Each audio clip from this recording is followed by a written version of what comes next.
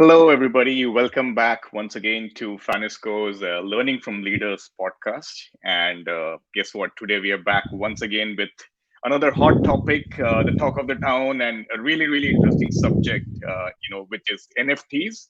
And none better than having such a special guest on board, Kiran Vaidya. Welcome, Kiran, to the show. Yeah, thanks a lot, Vinu. Thanks. Really So, looking forward for Kiran, this. absolutely. Just to brief people about Kiran, he has worked in the blockchain field since 2017 in various roles, and is also currently an educator in this space. So, Kiran, just tell us a little more about yourself in terms of how did you venture out into this space, and what led Yeah. to this adventure. So, I wanted to go to some tech meetup in 2016, 2017. And I, like on meetup.com, I saw a Bitcoin meetup in Toronto. So I just went there and just the community was very friendly, and I just went deep down in the rabbit hole. Like, once you Hmm. get into crypto, it's very difficult to come out of it, and just have no passion about it because it's such an interesting topic. So I Hmm. started to learn more about cryptocurrencies, blockchain, and I Hmm. understand it has the potential that it has, because we are talking about redefining the definition of like money itself. Hmm. So, and that's where I got really interested in it. Come to 2018, there was something called as CryptoKitties. You may have Hmm. heard of. It was the first NFT of its kind, which was like really popular. And just to understand what it is for fun, I purchased a few. It was costing a few dollars, and on the day it launched, and within weeks, some of the NFTs which were really the like from a collector's point of view had a lot of value. They shot to like more than six-digit dollar amount. And of course, I had the worst ones, and I had no clue at that time like how to value them and all of that. But that's when I realized the true potential behind NFTs. But Yeah. till 2020, really the tech had not matured enough, Yep. and there was no adoption really mainstream. And this was like what we call in tech terms as the right product market fit. So this Hmm. was the perfect moment for NFTs to go mainstream. We had the technology, ease of access, and even like regulations were okay, and mainstream interest in it. Interesting, interesting. Yeah. So yeah, that's quite a journey that you had. Yeah. Really good to know. So yeah, let's come back to the sports front now. That's where the topic is for today. And we could probably start off with the first and very basic question, which will be on your screen. What is an NFT? How does it work in sport? If you could just educate our viewers in terms of how does it really work in the sports industry? Sure. So before all of that, I'll just say what is so NFT stands for non-fungible token. But Hmm. what is fungibility in terms of an asset or a token? Like, if you have two $10 currency notes, and you can use anyone to buy a $10 worth of item, whereas in NFT world, those two tokens are both are unique. So if you say your deck of cards, each card is unique. Although you have four kings, each king is still unique because one is heart, one is spade. So a non-fungible token is just a digital asset or a digital token which is unique. So Hmm. that is the very like a layman terms definition of a non-fungible token. And if you remember, even back in India in 90s, we had these physical cards of cricketers. And and and just if you take nowadays, all of our life, we spend 10 hours of our life online or in digital world. Just the digital version of it is one of the most obvious use case for sports in using NFT, which is digital collectibles. So Correct. a fan would like to have a digital asset of their favorite player, of their favorite club, and that's how it all started. But Hmm. then I think we will go deep down later on all the different categories, and how big this whole metaverse, now that Facebook is also gearing towards it, Correct. is really, and the potential is like almost immense. Absolutely. And do you think that, just a follow-up question to that is, do you think the COVID, pandemic has also accelerated the growth of this market to a different extent altogether? Yeah, definitely. It was COVID, no doubt about it. People were at home, and they like you really miss sports. You just Hmm. miss all that entertainment, and Yep. NFT provided that to everyone, because one thing about NFT which is very closely related is the community. Hmm. So online communities were formed around an NFT collection, and that NFT collection, let's say, can be a soccer collection of a particular club. So Yep. automatically, there was, when you're sitting home, you still had that feel of a community of people following that. And what Hmm. binds them together is love for that sport or the club and that NFT collection. Interesting. Yep. Yeah. Absolutely. So if we go to the next question, what is the core underlying value proposition for NFT? If you could just dwell a little deeper on that. Yeah. So, core value proposition, and just to follow up a previous question. So, one interesting thing about NFT is it is a digital token or a digital asset. It is unique, but it also has its own unique properties, and the Hmm. set of properties makes it unique. And just like our MP3 has an album, artist, and all of that, what we call as a metadata, the art of that the album. When you see it on your iPhone, all of that together makes it unique. So all of these properties in that NFT makes it unique. So the core underlying is this cannot be forged, or it cannot be Hmm. duplicated, and it basically has all the advantages of blockchain technology. So the underlying technology is blockchain, which Bitcoin is its biggest use case or its biggest product, which is everyone knows of that. Hmm. So that so all advantage of that technology, which is basically every transaction is transparent. So let's say when tomorrow a player says I have 10,000 different collectible cards, then Hmm. even people like you and me can easily verify that there are really only 10,000, what are the properties associated with each, and you don't even need any technical skills to do all of that. Hmm. And then you can also see the full provenance. So when I say provenance, you can see the full transaction history associated with that digital token or asset, with that Hmm. NFT. So who has, how many times it has purchased hands, and not just how many times, at what price. So let's say I have a NFT, it was I sent you purchase from me, let's say at $20. After a few days someone purchased at $30. After that someone is purchasing at $50. So as a collector, I know it is in an uptrend or a Hmm. downtrend. So I know the full history. Whereas if I go in to buy some antique art, I don't know what really the market is valuing at. So that Interesting. is the core proposition. Yeah, I was just about to say that, this sounds so much familiar to, an art connoisseur going to an auction where Yeah, a painting is being sold. yeah, But again, yeah, like you said, the uniqueness here is the history behind yeah, the collectible. yeah, Yeah, yeah, that's quite interesting as well. All right, interesting. So yeah, so now let's get down to some more specifics in terms of, what is in it for a club or a team or an athlete as well, when they launch their own NFTs, and what is in it for the fan, you know, uh, yeah. if you look at it both ways. Yeah, so definitely. So I will say that for the biggest advantage, let's not even go to the big clubs, or like the really big athletes. Let's Hmm. say there's a small club, and that club is interested in doing they need money for and like in a country like India, let's say for a sport like like a smaller sport, like let's say kabaddi, they don't have that funds.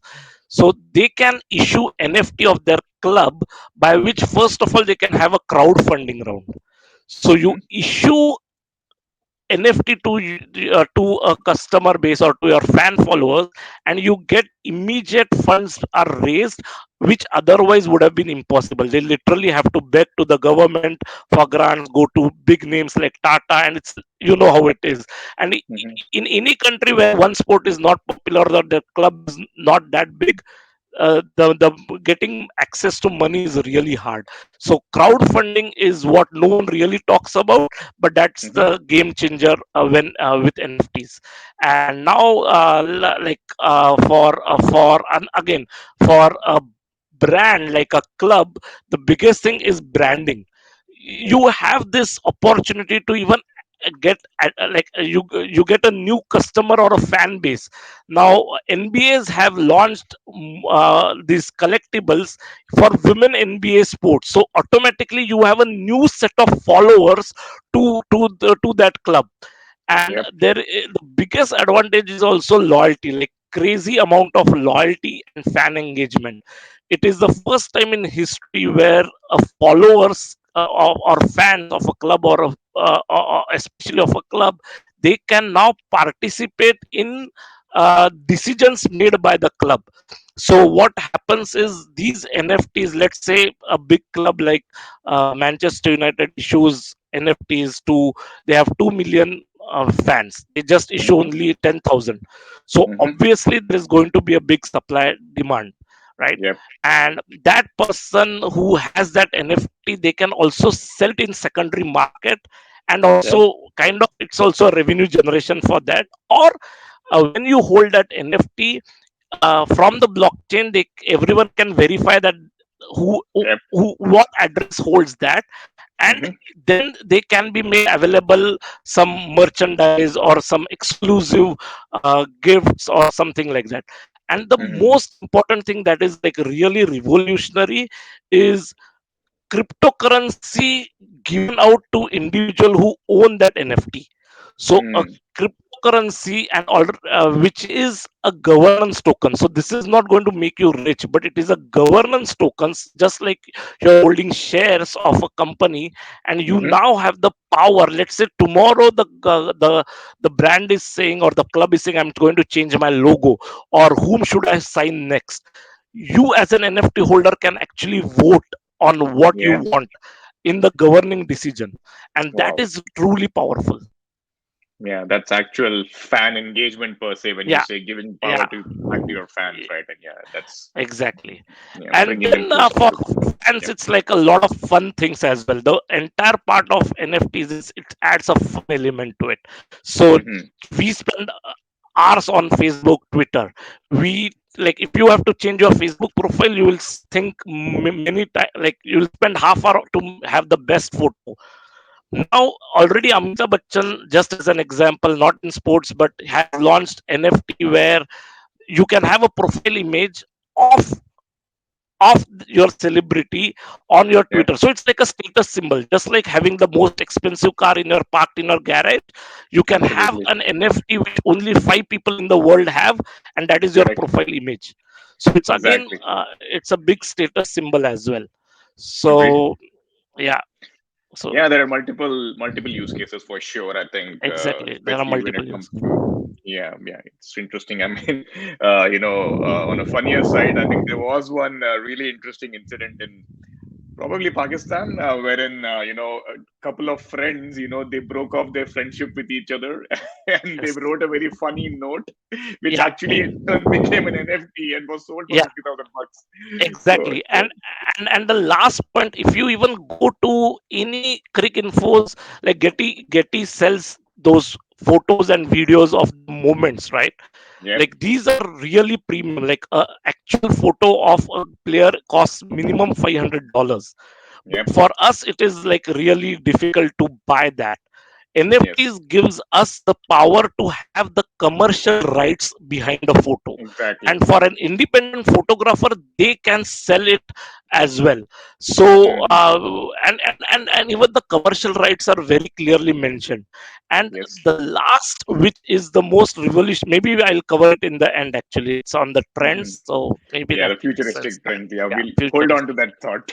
Yeah, Yeah, yeah. So I mean, yeah. So now, kind of, getting into the next question, in the same vein. So, what are the categories and trends within the sports-related NFTs? So, you've already mentioned yeah. a few of them, but then if you want to say the popular ones, if you could just list down a few examples.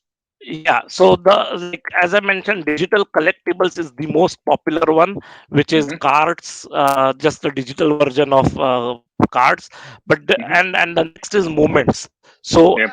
when you say moments, let's say Dhoni hitting last ball six on to win the World Cup. If you Hmm. want to own that video and you have the commercial rights, that is really valuable. Yep. Similarly, autographs, digital autographs, and also there is every physical object also can have an NFT. So NFT is not just digital. Yep. NFT, just like we have gold cards, where if you want to buy gold, you can just buy a digital certificate. You Yep. can buy NFTs for physical items which can be redeemed for a physical item. You get all the Hmm. advantage of NFT. Yep. So that is also something interesting. But then esports and games itself is a very big domain. Now Yep. when you say esports, NBA, even ICC, they all have official tie-ups with all the leading sports game manufacturers.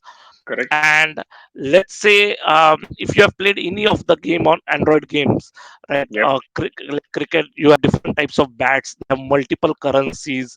But that bat which gives you ability to hit six, the probability higher, that bat is always scarce. Okay, Yep. and it's priced at a premium. Yep. Now even if you buy that, what if after 2 years or even after 6 weeks you get bored playing the game, you are hitting it six each time? You Yep. can now sell that digital asset out of the sport on a secondary market. Someone can buy that and play it in their sport, in their online sport. So Interesting. taking, and now if you think of like millions, like just cricket as a sport, as an e-sport, like as a online game, you can have a Hmm. stadium. Every level is an NFT. So because Hmm. each is a digital asset with unique properties, different types Correct. of balls, sneakers. So sneakers and all that is also a very big industry. Hmm. So yeah, and Interesting. then of course, if you have seen the last metaverse Facebook announcement or the presentation, Mark Zuckerberg is playing fencing with an Olympics champion, gold Yep. medalist, but she is not present in person. So that is Hmm. the AR and VR VR and technologies. VR. Yep. Yep. Yeah. So that is Absolutely. the, yeah, Yeah, I think yeah that probably is some of the futuristic trend as well. When we discuss that the AR and VR exactly. application of gaming. It's basically introducing a whole lot of fun with Yep. sports, with fitness. So Absolutely. I have an NFT of a sneaker, which is a shoes in my mobile app. The more I run, the more cryptocurrency I can own. But let's say I'm not a fitness freak, but I hold that NFT, Yep. I I can rent it out. I'm not selling it. I'm renting it Wow. to someone who Hmm. is a fitness freak. That person is running, and we split our earnings, and all of that is through smart contract, which is basically verifiable, and we get our earnings right immediately after the workout. So Interesting. this is like very revolutionary. Absolutely. Yeah, Which actually is somewhat related to the next question that we have here as well. What are the considerations before you buy the NFT, and what is the due diligence which is needed? Because obviously it is a huge revenue generation opportunity for fans as well. But how do we yeah, ensure what we are getting into, and what is the diligence needed for me as a fan, or even anybody else who's kind of yeah. looking to purchase an NFT? Actually, this is probably the best question till now, because there are so many scams happening, and it is Absolutely. so easy for a fan to get fooled or scammed. So first of all, the due diligence is, the moment you search for NFTs, you will get ads based on your Google search. It Hmm. happens with us all the time, and you will get ads of a lot of scam NFTs which are saying that, let's say it is Messi NFT, or it is some like Federer's NFT, but Hmm. it has nothing to do with Federer. So you have to Yep. literally verify in the first place whether it is really launched by that particular athlete or by that club. And Hmm. the simple way is they will of course have it on their own website, they will have it on their Exactly. own Twitter, but the way the ads are designed is they force you to make a decision in the next 5 minutes, because there will be a timer, and you know that those type of mechanism. So Hmm. then are you really a fan? Let's say it's legit, but still, are you really a fan? Do you really understand that sport? So Yep. like only a cricketer will know the importance of the last, like how Dinesh Karthik won India in that Yep. Midhas trophy, or Midas Trophy. right, Yeah. like 2018. that Yep. moment was really valuable, Yep. as opposed to, let's say, something Sharjah moment where Tendulkar hit it, but we have watched it million times already and everyone knows about it. Now, Mm-hmm. if both of these videos are, let's say, NFTs, then Mm-hmm. you should know what the market values more and what it doesn't value more. And Mm-hmm. also goes back to the due diligence of supply demand, which is every NFT has its own token economics or NFT economics, Yep. which means it will say that there are only, let's say, 10,000 of these, and you should Available. know how Yep. big the market is, whether there will be, and at what, like, as at that same Dinesh Karthik moment, it went NFT. He priced it like crazy, exorbitantly high, like more than lakhs of rupees. No one Mm-hmm. purchased it, and now it is at a 1/10th price, and still no one is Mm. buying it. And Mm. in the fine print, it says you do not even own the commercial rights. Then what is the point? Correct. So you are not even going by the ethos of NFT. It should follow all the ethos of NFT. There should be, you should be able to sell it in a secondary market if it Mm-hmm. is launched on a blockchain. If it not, if they are saying it is an NFT and not launched on a blockchain, then again you won't be able to sell it on a secondary market. And Interesting. you should be a true fan, to be honest. Just Yep. like I don't buy NBA moments because I don't understand NBA. Mm-hmm. So yeah, Interesting.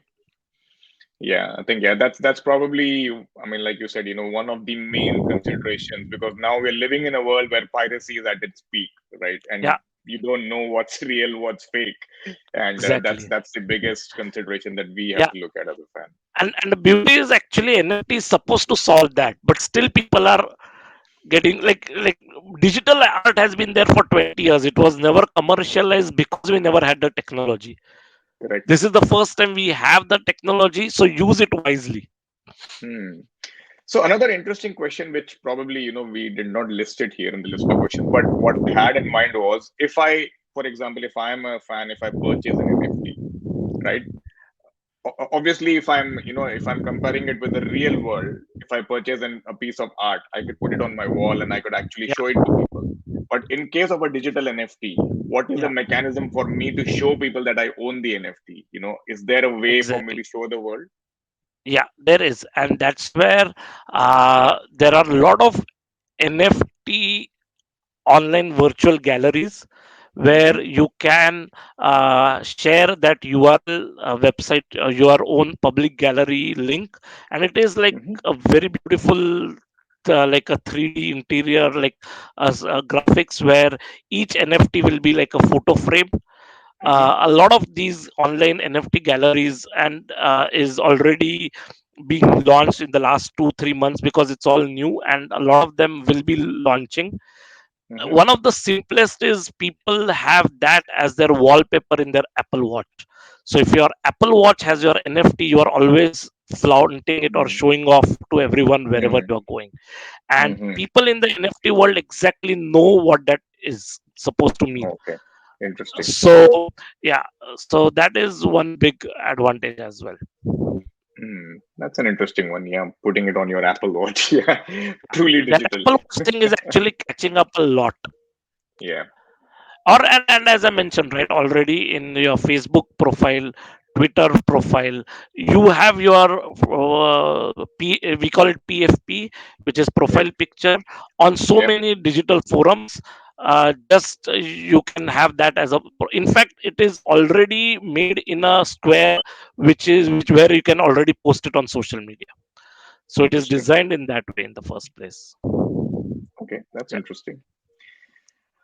All right, I think so. Now we have the most important question, which is the last question here, Kiran. What does Yeah. the future hold for this space? I'm sure there are multiple theories going around. There's so many innovations coming in the market, and but what, according to you, is something which will really redefine the way NFTs and sports fans are interacting with this kind of content? Yeah. So one thing that is coming everyone's way, especially those who are in NFTs who have made money and they don't understand, is the regulation and taxation. What are you Mm-hmm. going to tell when you are going to file your taxes? Where that money came from? Under what category? Is it like a stocks purchase?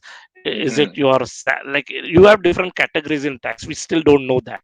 Yep. And NFT is like the tech is going way ahead of policymakers, so that is also negative because you may end up paying 50% of your earnings as tax just because so that is one thing that is coming, where in the next few months we will have more clarity.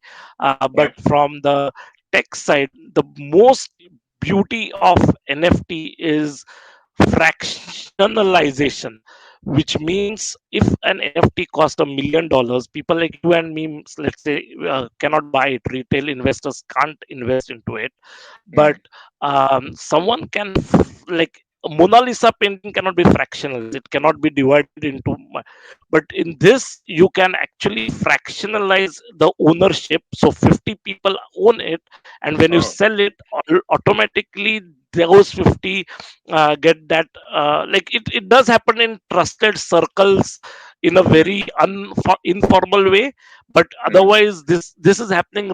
All the data, everything is on blockchain itself, so it can be verified. And those 10 individuals who are buying that NFT, they don't even need to know each other. In fact, they will never know each other. The other part of NFT is your identity is always pseudonymous. We all know the Mm. address or the account, but you don't know who the identity is Who the behind that. owner is? So Okay. fractionalization of NFTs is a big thing.